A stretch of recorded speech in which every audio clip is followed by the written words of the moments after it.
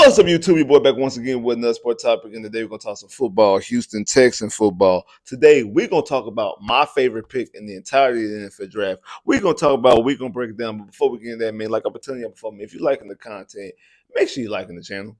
Make sure you're watching all the videos, you liking all the videos, you comment all the videos, you sharing all the videos on all social media platforms, Instagram, Twitter, Facebook, TikTok, Snapchat, any type of social media platform you use. Make sure you're sharing them same social media platforms. Also, follow me on social media as well. The link in the description below. We still trying to get this channel growing and growing and growing. And you know what that means? I can't do that without y'all help. So you know I need y'all to do your part. That means I need y'all to tell a friend, to tell a friend, to tell a friend, so they could tell a friend, so they could tell a friend, so they could tell a friend, so they could tell another friend, and they could tell a friend, and they could tell a friend, and they could tell another friend, and put them on game with this channel. Really, really, really appreciate that. Now, let's talk about it. With the 79th pick in the 2025 NFL Draft, the Houston Texans select Jaylin, Nole, wide receiver at Iowa State. Now, if you've seen my live reaction during the third round when we drafted Jaylin Nole, you've seen how excited I was.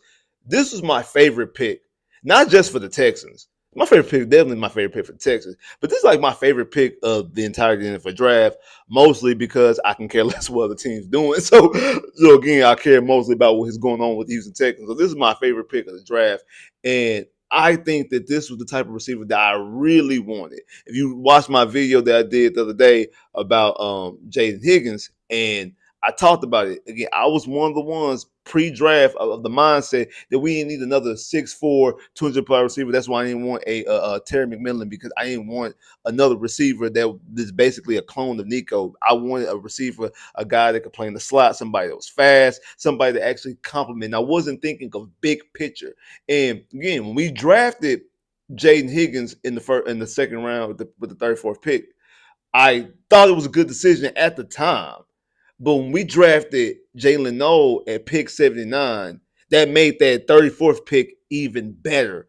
And that's another reason why this is my favorite pick, because not only in a vacuum by itself, I feel like this is a good selection. The fact that you draft this teammate and it made that selection make even more sense and make that selection even better, even intensifies how good this pick right here is. And again, we're talking about another guy that flew under the radar, another guy that a lot of people probably might even had Jaylin Noel going in front of Jaden Higgins, because I think a lot of people see this type of receiver, and that's the type of receiver that a lot of teams want versus the 6'4", 200 plus receiver. This is the kind of receiver that a lot of teams, a lot of fan bases, I feel like probably lean a little bit more towards, just off of stylistically a guy who ran a 4.39. So we're talking about a guy that got some speed on him and things like that. And it seems like nowadays everybody running 4.39s like crazy. Like that's just normal. Like 4.3s now, or this year, this era now, 4.3s is what back in the day, the early 2000s, was 4.4s. So I feel like that's kind of what we're going in. But we're gonna talk about that in a minute as well. But we're talking about a guy that I feel like elevated other draft selections in this draft, also getting his teammate as well. And I think it was an absolute great pick. A guy who I do believe complements not just this offense, but also this team as well, because you could utilize him on special teams, a guy you could utilize in the punt game, a guy you utilize in the kick return game as well. So a guy that's multifaceted you can utilize in other situations, and just an absolute good receiver. Again, Jaylen Noel, 22 years old, 5'9", 194 pounds, ran a 4.39 to 40. We're talking about his production. 80 catches off of 127 targets. That's 62%. So 62% of the passes thrown his way he came up with. Had 1,194 yards, 8 touchdowns, averaged 9 targets a game, and averaged 5.7 receptions per game. So like I said last time about Higgins getting 10 receptions a game, which is a lot, which is a bona fide number one receiver. 9 ain't that much off. Like if you take away Jaden Higgins, Jaylen Noel is the number one receiver. Like not getting 9 targets a game is a lot. So for your two receivers getting 9 and 10 targets a game specifically, so 19 of your targets in a game going to 2, and I understand it's college, but think about this: 19 targets are going to 2 receivers when quarterbacks generally only throwing 25, maybe 30 times a game. I understand college a little bit more wide open, spread offense, things like that. But still, 19 targets off of two guys. That's very good. I mean, that's a lot. That's a lot of production off of two guys. Uh, like I said, averaging 5.7 catches a game, which is a lot of catches. Again, I think Jaden Higgins was at 6.7. So we're talking about one guy getting 6 catches, the other guy getting 5 catches a game. Again, this is a lot of production. Also, he plays 73% in the slot, 24% outside. So he's a guy who is a primarily slot receiver and a guy that makes big plays and is extremely fast, and a guy who I actually compare to Steve Smith. When I watch the tape, it reminds me of Steve Smith. Same build. 5'9". Steve Smith was 5'9", 195 pounds. Steve Smith also ran at 4.39. Also, Steve Smith was also, and I know this has anything to do with it, but Steve Smith also a pick 74th in the third round. Jaylen Nole pick 79th. So just a couple selections, 5 selections after where Steve Smith will win the draft. So a lot of similarities in the game. Guys that have even though they're smaller, they're a bigger frame. They're not small and frail. They're not like what's his name? Was it Ted Jones or the wide receiver from Oregon that's only 150 some pounds, or Tank Dell, who's 165 pounds. And we've seen that Tank Dell has finished both seasons on injured reserve. And I do believe that is a reason why we went so receiver heavy with 2 of our first 3 picks. We make sure we drafted a receiver. Again, it was a situation that, again, especially if we had kept our first pick in pick 25, if we would drafted at pick 25, drafted a receiver, I thought that we potentially could end up drafting another receiver maybe in the 4th round. But to draft a receiver this early, second, and then backdoor and draft another one in the 3rd did surprise me. But it makes a lot of sense. Like I said, the drafting of Jaylen Noel absolutely complements and also elevates the drafting of Jaden Higgins, not only just because they're teammates and they have the chemistry and they play together, just because of the styles. Again, you add another receiver that could play in the slot, even though like Jaden Higgins didn't play as much of the slot. I think it was like only like 17, 18% of him playing the slot. He is a bona fide outside X receiver. Noel is a receiver who you play primarily in the slot, but he does have the speed that you can put him on the outside, and you can utilize the speed on the outside depending on your packages, depending on the coverage and things like that, what the defense is showing you. So he's a guy that you definitely can put on the outside if you need him to. Again, does he play primarily outside? No. But can you put him on the outside? Absolutely. And again, like I said, I compare him, and when I watch him, I look at Steve Smith. Also, Steve Smith was a guy who started off his career as special teams, being in the return game his first 2 years before he really got going. We're talking about a guy that's been an all-pro a couple times. I think he led the league in catches and led the league in yards, if I'm not mistaken. I think like in 2005, I think he might have led the league in yards or catches, either 2005 or 2006, something like that. He led the league in yards and catches and things like that. So we're talking about a guy who's been an all-pro, Pro Bowl caliber player, a guy that is fringe potentially might end up getting in the Hall of Fame. And again, I'm not saying that Jaylen Noel is going to be a Hall of Fame receiver, but when I watch them play, they have the same type of build, stocky. They have they're not frail. Even though they're only Jaylen Noel 5'9", Steve Smith 5'10", but they have a big frame, 194 pounds, 195 pounds. They're not slight frame receivers, and guys who can take on that punishment, especially in the slot. I think that's a lot of perception that it's slot guys, smaller guys. I mean, you gotta be able to take some punishment if you play in the slot. You can't just be skinny and frail and be trying to be playing the slot. Again, a guy who's fourth has a 4.340. So he does have the speed, does bring that speed element to the team. I don't believe he's an over the top speed guy like a Will Fuller. Like when you look at Will Fuller, it was a guy that always say he beat his guys pre-snap. Like before he was wide open before the ball was thrown in the air. He was already downfield. He already beat his coverages. But when you look at somebody like a Brandon Cooks, he was a guy that you put the football in his hands and he utilized the speed then. And I kind of see Jaylen Noel somewhere in that realm. They're a guy that you put the football in his hands and you let it do what it do. You let him do what he does. Again, he could beat people over the top. Brandon Cooks could beat people over the top. I mean, anybody with any level of speed has the ability to beat the defense over the top if need be. but I don't think that's the bread and butter, and I don't think that that's actually the way you utilize them. I don't. And back to what I was saying earlier about Tank Dell, we have to have a real serious conversation. And I do believe that this is also the mentality, like I said about Higgins and the point about Nico always missing time, never being completely healthy, never play a full season. That's the reason why you might need another receiver that was 6'4", 215 pounds, and do similar things that Nico could do. So even if Nico's off the field, you don't lose that element of a Nico Collins. That's the reason why you go out there and you draft a Jaden Higgins. What's the same thing with Jaylen? Oh, like, you have been in a situation where in the last 2 years you've went to the playoffs with one receiver, and that was Nico Collins, a receiver himself that has injury issues himself. And that's all you've been able to go into the NFL playoffs with, because the last 2 seasons, Tank Dell has had season-ending injuries.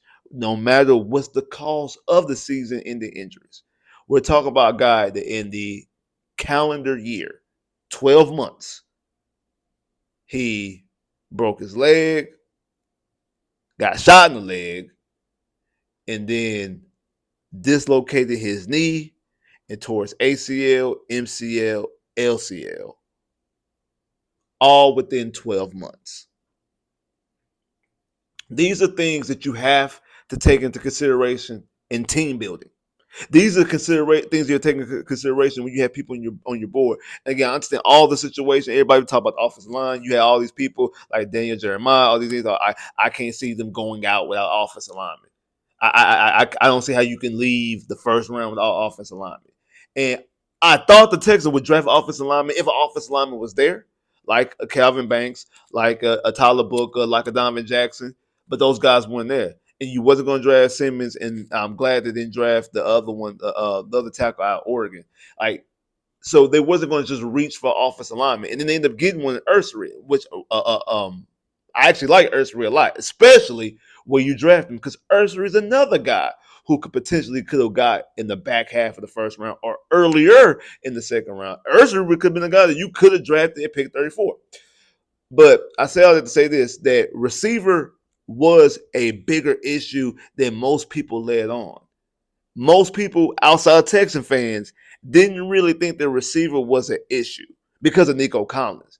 And the thing is, us as Texas fans understand this and know. And again, I think that a lot of Texas fans also felt the same way about offensive line. And again, offensive line was an issue. I do believe that part of that offensive line issue was the way they were coached and also the mentality. That's part of the reason why you had to get rid of Larry Tunsil. But when it came to receiving, it was that you didn't have any guys. Like, when offensive linemen, you had guys, and you also had guys that were talented. I mean, you have a first round pick in Tyus Howard. You had a second round pick in Juice Scruggs. You had another second round pick in Fisher. You had a guy that in passing who was a 6th round pick, but he also showed promise. You didn't have that with the receiving corps. Receiver corps, you didn't have anybody there, because we gotta look at this Mechie experiment. And this Messi experiment needs to go ahead and end the experiment. Same thing with Jaylen Nole's former Iowa State teammate, Xavier Hutchinson. And I think Xavier Hutchinson is what he is. I think Xavier Hutchinson is a guy that you can help on special teams, and as a 5th receiver, okay, you could throw. He can get you a catch a game. He can get you a catch, and he can get you a catch a game or catch every 2 games, but not somebody that you need to depend on down the stretch or in the postseason. And you can't constantly put all this on Nico Collins, a guy who constantly misses time. So I do believe drafting Jaden Higgins and then turn around drafting Jaylin Nolan. And this Jaylen Nole pick is, I'm not gonna say it's the best of the picks, because I do, when you look at the grand scheme, that Higgins looks more like a number 1 receiver than Nole. But I can see Noel being a 1,000-yard, potentially, if he's put in the situation, 100-catch receiver.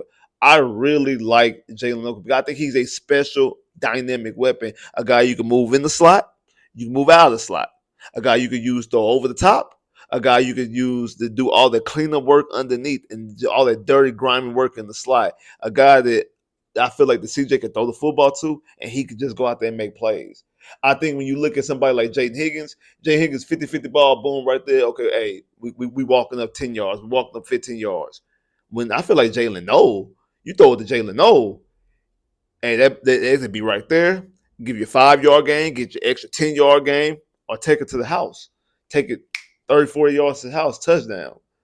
Like I feel like he's that type of dynamic player, and he's that special of a weapon in the inside, in the slot, and potentially special on the outside as well. I feel like that he is a very dynamic weapon, and he's somebody that I feel like could potentially help unlock the offense and unlock this passing attack, because I feel like that he could be the one cog in the machine that help elevate not just Nico Collins, but also his former teammate Jaden Higgins as well. I feel like he's that caliber of weapon, that caliber of receiver. I do. I think that he's somebody that, not to mention, when you go in and you think about the way that especially somebody like Nick Caley, who came over from the New England side, came again. He's a tight ends coach over in New England. Also, think about Nick Casario, his ties to New England, and think about what a slot receiver means to their offense. And then he goes over with not Kyle Shanahan, but with Sean McVay, and see things over there with Puka Nacua and Cooper Kupp, even though he was only there for a couple of years. You see exactly what he does and what these receivers do to those offenses again, even though in none of the situations he was ever calling plays. So this is going to be his first time calling plays. And again, I have my issues about being a first-time play caller as well. However, you're giving him a lot of pieces, and I feel like, especially like with Bobby didn't know what to do. Bobby had too many weapons, and he didn't know what to do with when it came to Nico Collins and Tank Dell and also Stephon Diggs. I don't think that Nick Caley will have that problem. And I feel like Nole and Higgins, I feel like in a weird way, even though these guys have yet to play a snap on the NFL level, I feel like this is a better situation than it was last year. I feel like last year it was more name based when we talk about Nico Collins, Tank Dell, and Stephon Diggs. And when I look at Nico Collins, Jaden Higgins, and Jaylen Noel, I feel like this time it's more talent based of why we're hyped. Not so much about just the names on the back of the jerseys, more so of when I'm looking at what these guys really can do and how they all complement each other well. You got Nico Collins, 6'4", number one receiver, able to go over the top, able to give him a screen. He take it to the house, big by receiver, take the football out of the air. Just an absolute, I feel like a top 5 receiver in this NFL. Then on the opposite side, you have another 6'4", 215 plus receiver that's just a straight bully and can take the football out of the air, and it's hard to tackle, and a guy that's able to just be just physical at the point of attack.